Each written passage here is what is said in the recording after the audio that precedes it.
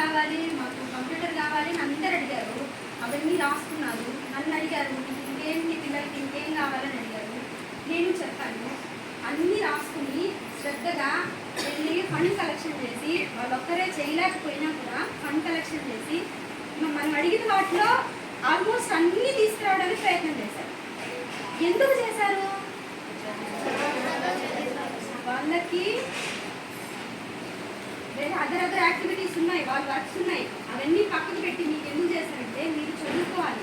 మీరు థ్యాంక్స్ చెప్తే సరిపోదు, మీరు చెప్పే థ్యాంక్స్ సరిపోదు. మీరు చేయాల్సింది వాళ్ళు మీ ఎడ్యుకేషన్ కోసం చేశారు. మీరు చేయాల్సింది ఖచ్చితంగా బాగా చదువుకొని మంచి పొజిషన్కి వచ్చి ఇలాంటి కార్యక్రమాలు మీరు చేయాలి. అప్పుడు మీరు వాళ్ళకి రుణం తీర్చుకున్నట్టు లెక్క. మీరు చెప్తే థ్యాంక్స్ చెప్తే సరిపోదు, సరేనా? ఈ కాలంలో ఎవరి స్వార్థం వాళ్ళు చూసుకునే ఈ సందర్భాల్లో మీకోసం అదొక యజ్ఞం లాగా అనుకుని అందరి దగ్గర ఫండ్స్ కలెక్ట్ చేసుకుని అన్ని దగ్గరికి తిరిగి ఒక నెలలో ఒక్కరోజు వెళ్ళి సరుకులు తీసుకురావడానికే మాకు చాలా ఇబ్బంది అవుతుంది. ఆ సరుకులు షాప్ దగ్గర, ప్రొవిజన్ షాప్ దగ్గర నిలబడుకొని వాళ్ళు సరుకులు తొందరగా కట్టక 2 గంటలు నిలబడుకుంటే కానీ సరుకులు తీసుకుని రాలేదు. జస్ట్ మేము మీకు తెచ్చే పప్పులు ఉప్పులు వరకే.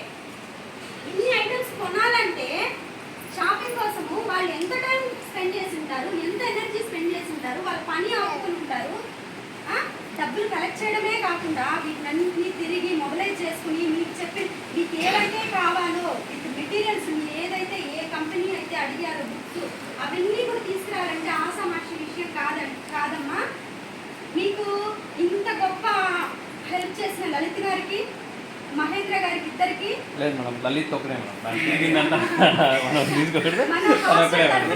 మా యాజమాన్యం తరఫున మీ పిల్లలందరి తరఫున కృతజ్ఞతలు తెలియజేస్తున్నాము. ఈ కార్యక్రమానికి మూల కారకులైన శివ గారికి మనందరి తరఫున ధన్యవాదాలు తెలియజేస్తున్నాము. ఒకసారి శివ సార్ వచ్చి మాట్లాడాల్సిందిగా కోరుకుంటున్నాము.